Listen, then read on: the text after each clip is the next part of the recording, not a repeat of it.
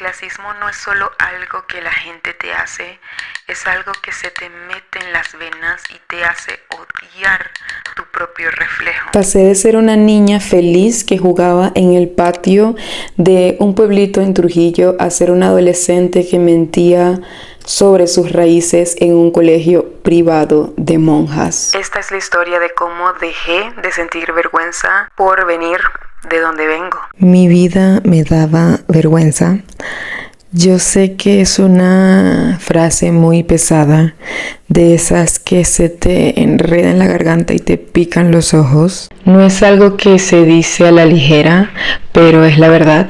Y es algo que he sentido desde que estaba muy pequeña. Analizando un poco ese tiempo, quizás tenía 10 años cuando sentí esa punzada por primera vez, pero no lo entendía del todo.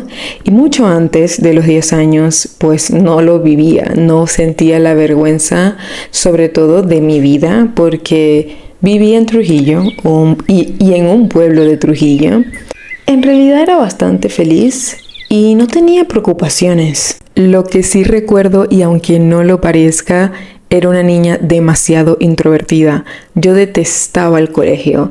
No me gustaba participar en clase, odiaba educación física, hacer actividades físicas porque no tengo buena coordinación y en ese momento mucho menos. Yo lloraba cada vez que tenía educación física, pero mis amiguitos de la cuadra, estar con mis abuelos, porque en ese tiempo mis padres todavía estaban estudiando, porque pues me tuvieron relativamente joven, me la pasaba increíble con mis abuelos. Pero todo cambió cuando mi papá consiguió un trabajo en la capital.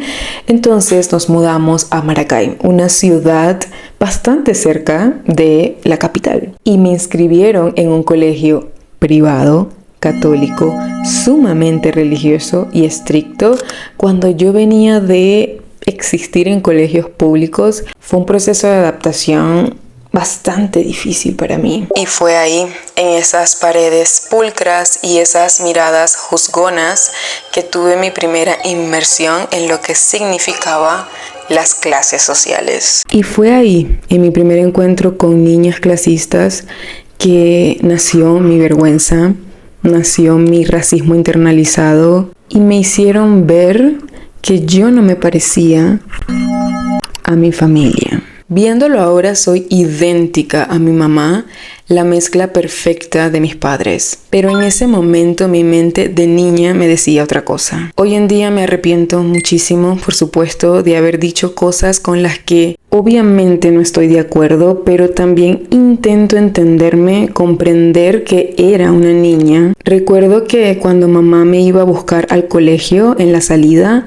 porque vivíamos bastante cerca, sentía esas miradas extrañas y me preguntaban: ¿esa es tu mamá? Lo hacían de manera tan despectiva. Hoy entiendo la palabra, la carga.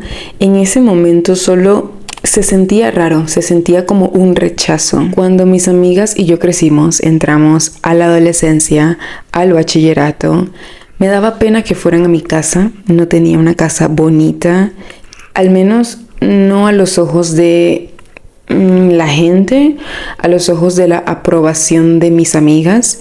Y lo peor y lo más irónico es que era una casa llena de mucho amor, a pesar de los problemas de mi papá, su ansiedad, la ignorancia y sus propios traumas. Hoy como adulta entiendo que ellos hicieron todo por amarnos, por darnos absolutamente todo lo que tenían, pero yo en mi burbuja de adolescente me sentía avergonzada porque no tenía las cosas más lindas que mis amigas sí tenían. Pero era un colegio extraño porque había un grupo de niñas que estaban internas, que vivían ahí porque algunas no tenían padres, otras sus padres no podían pagar el colegio, entonces eran como una especie de becadas que vivían dentro del colegio y las monjas eran sus representantes. También había niñas que habían dejado ahí, que las habían dejado en el colegio de bebés y las monjas las adoptaban. Yo veía este rechazo hacia estas niñas, no solamente por su apariencia, por su color de piel, porque obviamente había un colorismo muy fuerte. Hoy entiendo el tipo de racismo que vive la TAM. En ese momento no entendía que yo lo estaba ejerciendo también y veía cómo aislaban a estas niñas de los juegos, del recreo cuando jugábamos todas. Y de alguna forma lo internalicé porque empecé a mentir. Y cuando mi mamá me buscaba en el colegio y me preguntaban quién era, yo decía que era la mujer que me cuidaba, que no era mi mamá.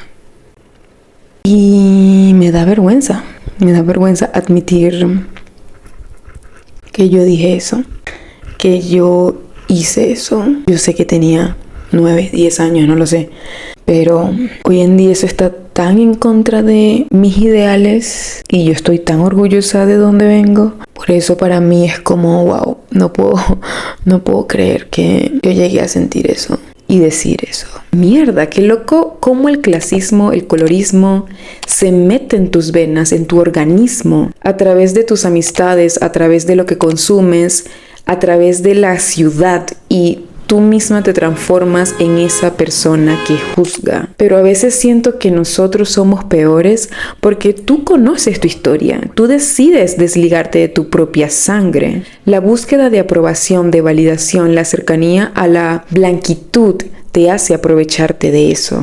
Y es desgarrador decirlo porque es una daga en el corazón de mi mamá y una en mi espalda por traicionarme a mí misma. Esto es algo que yo lo escondí hasta hoy.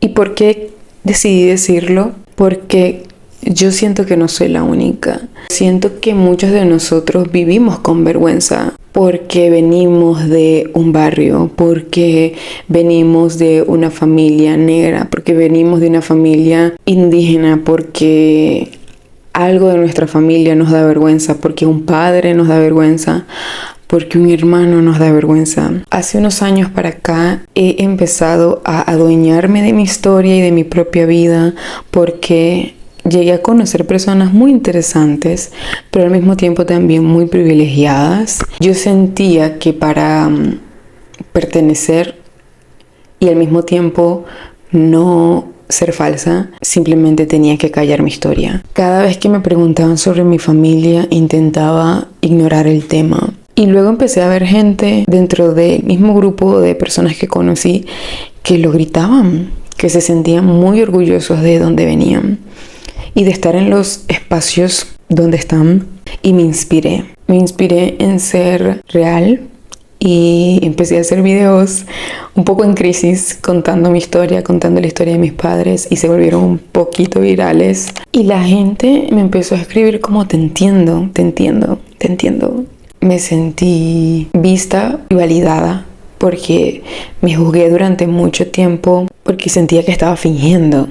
Sentía que, aunque no estaba diciendo mentiras de nuevo, porque ya era una adulta y no quería decir mentiras, tampoco estaba siendo honesta, ¿saben? Como quién soy, quiénes son mis padres, quién es mi familia, de dónde vengo. Recuerdo un comentario que me marcó mucho porque cuando conté un poco mi historia, una persona me dijo, wow, yo pensé que tú eras de estas chamas que son súper popis, fresas, cifrinas, que tienen todo, ¿sabes? Y son súper privilegiadas en lo económico y en lo familiar y su vida es súper fácil.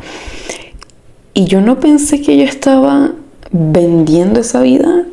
Yo no pensé que mis redes sociales se interpretaban de esa manera. Y pensé, si yo quiero ser una creadora de contenido, si yo quiero crear a través de mi conocimiento, de mi experiencia, si quiero escribir un libro, un poemario, porque ahora quiero escribir, creo que poemas, no puedo ser falsa, no puedo vivir en la superficialidad.